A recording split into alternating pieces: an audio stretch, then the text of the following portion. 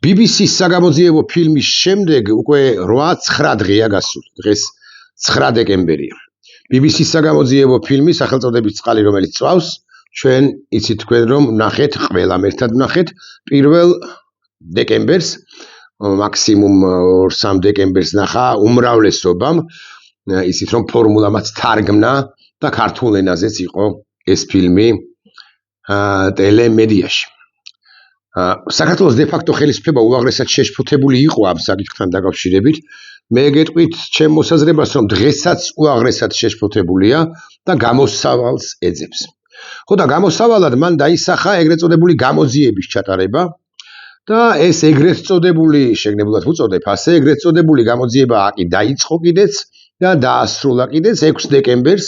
გამოვიდა ბრიფინგზე სახელმწიფო უსაფრთხოების სამსახურის უფროსის პირველი მოადგილე ვინმე ლაშა მაღრაძე და მან თქვა ის რაც თქვა. კერძოდ, მან თქვა რომ 2024 წლის 5 დეკემბერს მომიტინგეების დასაშლელად პოლიციამ გამოიყენა არა BBC-ის მიერ ნახსენები ციანიდი ანუ კამიტი, არამედ ქლორობენზილიდინ მალონიტრილი ცემცადენი გაზი CS-ი, მის გასახსნელად კი პროპილენ გლიკოლის ხსნარი მოვიშველიეთო.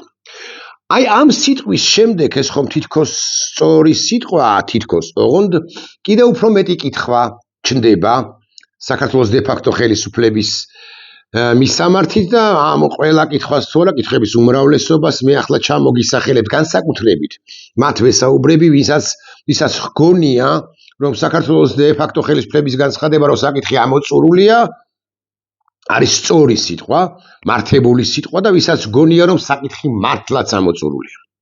ყველასთვის, ვისაც ასე ჰგონია, მე მეტნაკლებად ზუსტად ან სრულად ზუსტად ვისაუბრებ იმ კითხვებზე, რომლებიც ჯერაც არის დარჩენილი საზოგადოებაში. კერძოდ, იცით თქვენ რომ ამ პატივცემულმა კაცმა, არა პატივცემულმა, უფრო ზუსტი რომ იყო, მაგრამ მაინც ასე მოიხსენიოთ, ლაშა მაღრაძემ თქვა რომ ეს CS-ის გაზი შინაგან საქმეთა სამინისტრომ 2007 და 2009 წლებში შეიზინაო. ეს მნიშვნელოვანი თარიღია, იმიტომ რომ წინა ხელისუფლებაზეა ერთგვარად მინიშნება, წინა ხელისუფლებამ იყიდაო აქვე ვიტყვი ბარემ, თუმცა შეეძლებს დაგვარად გავშლი ამ კითხვას. ამდენი წლის შემდეგ 2007 ან 2009 წელს არის. თქვათ 2009 წელს არის და შეძენილი ეს ყველაფერი და 2009 წლის გაზი გამოიყენეს, 2025-ია ახლა CS-ის გაზი. ამდენი ხნის შემდეგ ამ გაზის გამოყენება როგორც წესი ქიმიკოსები ამბობენ, მე რა უნდა გითხრათ, არ შეიძლება. უამრავ რამეზეა ეს დამოკიდებული, შენახვაზე, შენახვის პირობებზე, მიკროკლიმატზე, ტემპერატურულ ცვალებადობაზე და ასე შემდეგ და ასე შემდეგ. მაგრამ ეს თუ სწორე ავხსნი, მეოთხე ან მეხუთე ხარისხოვანი საკითხია, გაცილებით მნიშვნელოვანი საკითხებია, რომლებზეც გავამახვილებ ყურადღებას, აკი გითხარით, განსაკუთრებით მათთვის, ვისაც მამუკა მდინარაძისა ზოგადად, ან მამუკა მდინარაძის უწყებისა ამ კონკრეტულ შემთხვევაში და უფრო ფართოდ საქართველოს დე-ფაქტო ხელისუფლებისაში ჯერა და ვინც დღესაც ამბობს, რომ საკითხი ამ ხელისუფლების გადამკიდე, ამ ხელისუფლების სიტყვას იმეორებს და ამბობს, რომ საკითხი ამოწურულია. მართალია, დიახ, რომ CS-ის სამართალდამცავი მიზნებისთვის გამოყენება ზოგადად დაშვებულია, ამას ხელისუფლება წოდებული ბანდაც ამბობს, მაგრამ ეხლა ნახეთ ერთ-ერთი კითხვა. მისი წყალში დამატება ხშირად სცდება სტანდარტულ პოლიციურ პრაქტიკას. ანუ აპრიორი ესეთ განცხადება, რომ თქვა იმისა, რომ წყალში CS-ის გახსნა, ან CS-ის გარევა, წყალში ეს სწორი ქმედებაა, ეს ასე არ შეიძლება. და შეიძლება ეს შეფასდეს როგორც არაპროპორციული ძალა, არასათანადო მოპყრობა ჯანმრთელობისთვის გაუმართლებელი რისკი.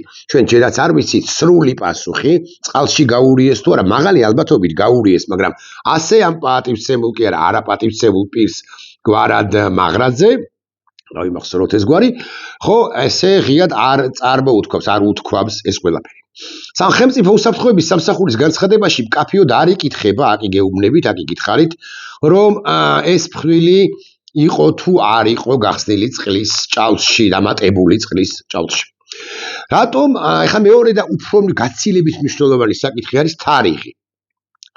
თუ მიაქციეთ ყურადღება არაპატივცემული პირი მაღრაზე, ანუ მდინარაძის მოადგილე, თავად მდინარაძემ ვერ გაბედა მეთქი, ასე ვიტყვი, გამოსვლა და გამოუშვა ეს მაღრაძე, მისი პირველი მოადგილე, ამახვილებს ყურადღებას კი არა, საუბრობს მხოლოდ თარიღზე 4-5 დეკემბერი. ახლა მე პარალელურად ვეცდები გავხსნა და გავხსნი ახლავე ასე მაგალითად ბევრი აზიარებს, მაგრამ აი ვინც ნამდვილად მახსოვს უცნაურად ბოდიში ამასობაში შევხვდრო ბატონ კობახიძეს უთქვავს, რომ არავითარი დარბევები არ ყოფილაო, აი ამ მეგალომანიაკმა, ამ შიზოიდმა თქვა, რომ დარბევები არ ქონიაო. აი ნახეთ 28 ხუსანაიასაა გაზიარებული TV პირველის ლინკი. 28 ნოემბერი. 28 ნოემბერსაც გამოიყენეს წყლის ჭავლი. არავითარი დარბევები არ ყოფილაო, ამაზე ცალკე სტატუსსაც დავწერე ალბათ. ისევ 28 ნოემბერი. ნახეთ რა ხდებოდა. წყლის ჭავლი შენახეთ. ვიყენებს სპეცრაზმი, საუბარი სჭირს და მხედველობას ეს არ არის მხოლოდ წყალი. ეს არის ტელეარქივი. არავინ არაფერს არ იგონებს. 28-ში, 29-ში, 30-ში, პირველში 2-ში, 3-ში, 4-5-თან დაკავშირებით სუსა აქვს გაცემული პასუხი და მხოლოდ და შემდგომ დღეებშიც 6-ში, 7-ში და შესაძლოა შემდგომ დღეებშიც იყო გამოყენებული წყლის ჭავლი მოქალაქეების წინააღმდეგ, ოღონდ საქართველოს უსაფრთხოების სამსახური ბიზნა ივანიშვილის კანტორა გითხარით რომ მხოლოდ 4 და 5 დეკემბერზე საუბრობს. მე მაქვს კითხვა და ჩვენ გვაქვს კითხვა, კითხვები ამოწურულიაო, საკითხი ამოწურულიაო, ასე რომ გვატენიან ამ ტყუილ ნარატივს. იმ შემთხვევაშიც კი თუ ჩვენ ესე გავბრიყვდით და ვუჯერებთ საქართველოს დე-ფაქტო ხელისუფლებას, რომ 4-5 დეკემბერს არა იყო გამოყენებული რამე აკრძალული ნივთიერება, მათ შორის ქიმიური იარაღი, მოქალაქეების მშვიდობიანი მოქალაქეების წინააღმდეგ სხვა დღეებზე, რატომ არ საუბრობს ბიზნა ივანიშვილის ხელისუფლება, კანტორა, იმიტომ ხომ არა, რომ შესანიშნავად იციან თავადაც, რომ სხვა დღეების სხვა დღეებში გამოქვეყნებული ნივთიერების თაობაზე ინფორმაცია ვერ მიჩქმალეს, სათანადოდ ვერ მიჩქმალეს და ეშინიათ ემანდ რამე არ მოხდეს, არ გამოჟონოს ინფორმაცია და ინფორმაცია ცხადია გამოჟონავს, იმიტომ რომ BBC-ს თავისი წყაროები ჯერაც ყავს და სათანადო გარჩევის შემთხვევაში, სასამართლო გარჩევის შემთხვევაში BBC ბუნებრივია საკმაოდ შეიარაღებული ბრიტანეთის სასამართლოში მივა და დაუმტკიცებს ამათ, რომ ესენი ტყუიან 4-5 დეკემბერთან იმართებაში ტყუიან, მაგრამ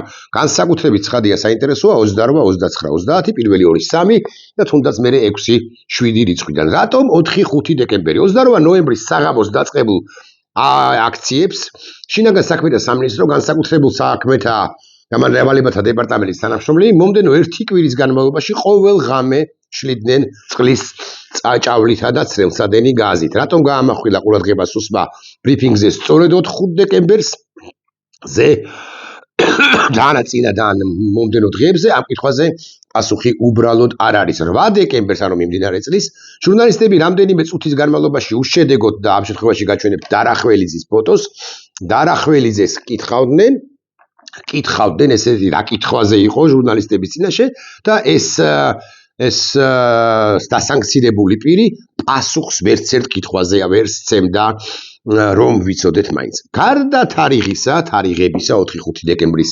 ღამე კიდევ სხვა მნიშვნელოვანი დეტალებიც არის და კვლავ ვიმეორებ, განსაკუთრებით მათთვის ვიმეორებ, ვისაც სჯერა საქართველოს დე-ფაქტო ხელისუფლებისა და ვისაც ასევე უნდა რომ ამოწუროს ეს ინციდენტი, გადავიაროთ, გადავაგოროთ, მივხედოთ საქმეებს, ნახეთ როგორ რეფორმებს ატარებს, უბრალოდ კლავს რეალურად, მაგრამ ან ნახეთ რას ჩადის, რას აკეთებს, როგორ სკოლას ხსნის თუ როგორ რაღაც არ ვიცი, რაღაც სხვა საქმიანობით არის დაკავებული დე-ფაქტო ხელისუფლებაო, ესეთებიც არიან ჩვენ საზოგადოებაში და მათთვის დავუსვათ კითხვა, კვლავ ვიმეორებ, რატომ 4-5 დეკემბერი და არა მაგალითად 2 დეკემბრის ამბავი. ეხლა მეორე ამბავი, გამოიყენა თუ არ გამოუყენებია თუ არა ხელისუფლებას ტრიკლორეთილენი. აი იმ ბრიფინგზე ამ როგორია მაღრაძის კაცმა თქვა შემდეგი რამე, 2007-ში და 2009-ში იყო შემოტანილი ეს CS-ის გაზიო, აგრეთვე ტრიკლორეთილენი არის 1710 კოდით შემოტანილი.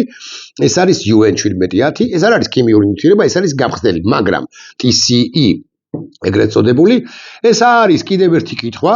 BBC-ის საგამოძიებო ფილმში არის ნახსენები ეს გამხსნელი TCE 2007-ან 9-ია შეძენილი და ჩამოწერილი ნაშთი 880 ლიტრის ოდენობით არის. თუმცა, ეხლა ისმის კითხვა, გამოუყენებია თუ არა ოდესმე გამოუყენებია თუ არა მიშა სააკაშვილის დროსაც მათ შორის და ამ ხელისუფლების დროსაც გამოუყენებია თუ არა ოდესმე რომელიმე ხელისუფლებას ეს TCE და ანუ ტრიქლორეთილენი აქციების დაშლისას და ისევ ეს ამ შემთხვევაში დარახველიძე, ანუ ის კაცი, რომელიც ფოტოს გაჩვენეთ ახლა და რომელიც დასანქცირებულია, ისევ ძალიან არაკომპეტენტურ და ზედაპირულ, მოდი ასე ვიტყვი, პასუხს გვცემს. ნახეთ რას ამბობს. რაც შეეხება კონკრეტულ ნივთიერებას, სუსმა გამოაქვეყნა ეს ინფორმაცია და გაეცანით კარგადო მიგვითითებს, მოგვიწოდებს, არსებობს კონკრეტული მასალა და გაეცანით ყველა ის დოკუმენტი, რომელიც საჭირო და რელევანტური იყო გამოძიებისთვის, გამოყენებულიაო, ამბობს დარახველიძე ბატონი, მსგავსად მაღრაძე ბატონისა, ისიც რეალურად არა მხოლოდ ტყუის, არამედ ნახევარ ინფორმაციასაც არ გვაძლევს, კვლავ ვიმეორებს, უსმა გამოაქვეყნა განცხადება, რომელშიც ამაზე ლაპარაკი პრაქტიკულად არ არის და დოკუმენტაცია საერთოდ არ გაუცნია საზოგადოების. ტრიქლორეთილენი არ ეკუთვნის, ესე იგი, real control აგენტების კლასს, როგორც წესი ის გამოიყენება მეტალი ხო გაგვიწმინდავს, უმრავლესობა არ ზოგ ჩვენგანს, მაინც გასაწმენდად ქიმიურ მრეწველობაში, როგორც გამხსნელი. გასულ წლებში ის გამოიყენებოდა ფარმაცევტულ და კოსმეტიკურ წარმოებაში, თუმცა ამჟამად ბევრ ქვეყანაში მკაცრად არის ის შეზღუდული და გარკვეული ალბათობით მათ გამოიყენეს სხვა დღეებში თუნდაც, ანუ არა 4 დეკემბერს ღამით, არამედ თუნდაც 3-ში, 2-ში ან 6-ში, ან 1-ში ან 30-ში გამოიყენეს ეს გამხსნელი, რომ ვიცოდეთ. მაინც ის იწვევს, ანუ თავბრუსხვევას, გულისრევას, თვალისა და ყელის გაღიზიანებას, ქოშინს, აქვს ცნობიერების დამთრგუნველი მოქმედება. კიდევ ერთხელ დავსვათ კითხვა, რატომ ლაპარაკობს სუსი, რომელსაც გონია, ხელისუფლება წოდებულ ბანდას გონია, რომ საკითხი ამოწურულია, რატომ ლაპარაკობს მხოლოდ 4 დეკემბერზე, საკითხი ვერ იქნება ამოწურული, მანამ სანამ ყველა დღეზე არ ჩაგვაბარებენ ისინი ანგარიშს და ისინი რომ ჩაგვაბარებენ ანგარიშს, მათი ისედაც არ დაიჯერება, სანამ საერთაშორისო გამოძიება არ ჩატარდება ყველა დღესთან დაკავშირებით, სხვა შორის არა მხოლოდ გასული წლის ნოემბერ-დეკემბერთან, არამედ იცით თქვენ რომ 23-ში დაარბიეს მათ აქციები და 24-ში, იცით თქვენ რომ 19-ში დაარბიეს და ვინ იცის, იქაც კი შეიძლება ამოხტეს ამგვარი ამბავი, ამოუხტეს ამგვარი ამბები და უკანონო ქმედებები საქართველოს დე-ფაქტო ხელისუფლებას. აქ არის კიდე ბევრი კითხვა, რომლებზეც ცხადია პასუხი გასაცემია, მაგალითად, რა არის გათვალისწინებული კანონით და როგორ გაქრა 100-მეორე ბრძანებიდან ერთი ჩანაწერი სპეციალური საშუალებების გამოყენების შესახებ, რომ ვიცოდეთ, მაინც 100-მეორე ბრძანებაში, ეს ბრძანება არის შეკრებისა და მანიფესტაციების დროს შინაგან საქმეთა სამინისტროს მომსახურეთა ქცევის სახელმწიფო ინსტრუქციების დამტკიცების თაობაზე, გაწერილია შინაგან საქმეთა სამინისტროს მომსახურეთა ქცევის სახელმწიფო ინსტრუქცია შეკრებისა და მანიფესტაციების დროს მომსახურების ქცევის ძირითადი პრინციპები. ეს ბრძანება ინსტრუქცია 2015 წელსაა გამოცემული, ის საჯაროდ ხელმისაწვდომი არ არის, და ჩვენ პრინციპში უნდა ვიცოდეთ წესით და რიგით დემოკრატიულ საზოგადოება სახელმწიფოში რისი უფლება აქვს პოლიციას რა ჩარჩოებში მოძრაობს ის. ამ ბრძანებაში უკანასკნელ წლებამდე არსებობდა ჩანაწერი, კონკრეტულად მე-9 მუხლის პუნქტის ჟ-ქვეპუნქტი, სადაც მითითებული იყო, რომ აქციის მონაწილეების მიმართ წყლის, ჭავლისა და ცრემლსადენი გაზის ერთდროულად ან პარალელურ რეჟიმში გამოყენება იყო აკრძალული. თუმცა მერე ირკვევა, რომ ესე იგი ვახტანგ გომელაური აეუბნება 2024 წლის ოქტომბერში, რომ 2021 წელს ეს ბრძანების ეს მუხლი მე გავაუქმეო და აქედან გამომდინარე ნება დართული არის ცრემლსადენი გაზისა და წყლის ჭავლის ერთდროულად მოყენება, რაც საკვირველია საერთაშორისო პრაქტიკით და მცოდნე კვალიფიციური საერთაშორისო სპეციალისტების მხრიდან მკაცრად რეკომენდირებულია, რომ ამის გაკეთება არ შეიძლება, მაგრამ ეს ხელისუფლებად წოდებული ბანდა რას დაგიდევს, ისინი ხომ არაფერს არ ითვალისწინებენ, ოღონდაც კი გადარჩენილი იყო ზოგადად ბიზნეს ივანიშვილის ხელისუფლება და კონკრეტულად ასე მაგალითად ვახტანგ გომელაური თუ ირაკლი კობახიძე ისინი ყველაფერზე წავიდოდნენ მეთქი ამასობაში საერთაშორისო სამართლის იურისტი დათა ჯავახიშვილი კარგად იხსენებს ამ ყველაფერს და ამბობს იმას რომ აი ეს ამა თუ თქვამთ რომ ამნისტი ინტერნეშნალის კი უშვებსო აბასო და რეალურად ხო ეს ყველაფერი ჯავახიშვილის თქმით არის ან ინგლისურის არ ცოდნის ან კვალიფიკაციის არ ქონის ბრალი არასწორად წაიკითხეს სტანდარტი რომ თითქოს ამნისტი ინტერნეშნალი ნებას რთავდეს ვინმეს გაზისა და ცემსადენი გაზისა და წყლის ერთდროულად გამოყენების უფლებას რთავდეს და რეალურად კითხულობ სხვაგვარად არის ამნისტი ინტერნეშნალის დოკუმენტის თანახმად წყლის ჭალში შესაძლოა შერეული იყოს ქიმიური ნივთიერებები და სახებავი თუმცა დოკუმენტის სწორად აღნიშნული პრაქტიკის უარყოფით შედეგებზე ამახვილებს ყურადღებას უხეშად ვილაპარაკოთ ამნისტი ინტერნეშნალის ამ აბზაცის პირველი წინადადება წაიკითხეს ინგლისურის უსოდიანმა დე-ფაქტო ხელისუფლების წარმომადგენლებმა და მერე უკვე აღარ წაუკითხავთ. ასევე მნიშვნელოვანია დოზები, ვადები, მე ამაზე გავაბახვირე ყურადღება და კიდევ ერთხელ ვიტყვი, სუსი ამბობს, რომ ასე მაგალითად ქლორობენზილდინ მალონენტრილი ანუ გამხსნელი ვითომ და გამოიყენეს, რომელიც ვითომ და გამოიყენეს 4 დეკემბერს, ხო? და ასევე ტრიქლორეთილენით ისი იყო 2007-2009 წლებში იყო შეძენილი, ანუ 16 და 18 წელია გასული. ქიმიკოსი, რომელიც რადიო თავისუფლებას ესაუბრა, ახსნის, რომ ნებისმიერი ქიმიური ნივთიერების გამოყენებისას უკიდურესად მნიშვნელოვანია, რომ დაცული იყოს როგორც დოზები, არ ვიცით რა დოზები გამოიყენეს, ამაზე სუსი არ ლაპარაკობს. კვლავ ვიმეორებ, მე ვსაუბრობ უფრო ადამიანებისთვის, ვისაც უნდა რომ დაიჯეროს, ან ვისაც ჯერა ხელისუფლებისა და ვინც მიხვდება ამ ხელისუფლების ბოდვას იმის თაობაზე, რომ საკითხი ამოწურულია. საკითხი არათუ ამოწურულია, არამედ ახლა გაიხსნა მეთქი. ასე ვიტყვი დოზებთან დაკავშირებით, შენახვის წესებთან დაკავშირებით და ასე შემდეგ ბევრ საკითხთან დაკავშირებით არის კითხვებზე პასუხი გასაცემი ესენი აპელირებენ იმაზე რომ კამიტი არ გამოგვიყენებიაო ჯერ ერთი ესეც საკამათო და ამათი ხომ არ დაიჯერება და ესეც საკამათო და სამსჯელოა ესეც გამოსარკვევია მდინარაძემ რაღა ითქვა რომ კამიტი არ გამოგვიყენებიაო ეს სულაც არ ნიშნავს რომ მათ კამიტი არ გამოუყენებიათ მაგრამ ესენი თავად რასაკვირველია კამიტის თეორიულ გამოყენებას თავადვე უარყოფენ, ამიტომ საერთაშორისო გამოძიება რასაკვირველია გარდაულა და აუცილებელია, ოღონდ საერთაშორისო გამოძიებას თუ საშველი დაადგა, რასაკვირველია დე-ფაქტო ხელისუფლებამ უნდა მიუშვას როგორც მარაგებთან, ისე დოკუმენტაციასთან და ასე შემდეგ კი არ უნდა იმაიმუნოს და მაიმუნობას რომ აპირებენ, ეს ჩანს იმ ხსენებული მაღრაძის ან სხვათა ბრიფინგებიდანაც ეს გამოსჩვივის,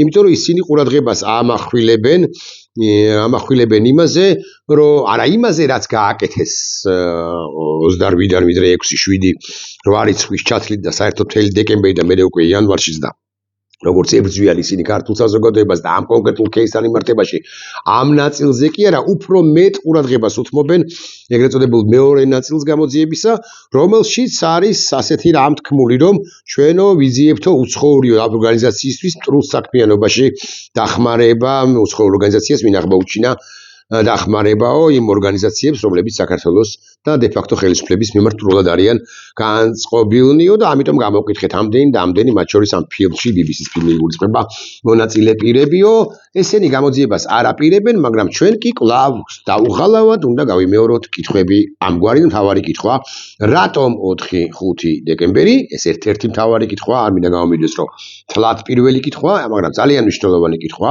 როდესაც 4-5 დეკემბერზე ასე კონკრეტულად არც არავინ დაობდა. ჩვენ ვდაობდით და BBC მიანიშნებდა კი არა პრინციპში ღიად ამბობდა, რომ ყველა დღეს აქციების საწყის სტადიაზე გამოიყენეს წყლის ჭავლი და რა იყო გარეული კამიტი, სხვა ქიმიური ნივთიერება, ქიმიური არაღი და ასე შემდეგ. არავის ასე კონკრეტულად 4-5 დეკემბერთან არ უკითხავს საქართველოს დე-ფაქტო ხელისუფლების წარმომადგენლებისათვის, ანუ ბანდისათვის, რომელიც ჩქმალავს როგორ არის ხო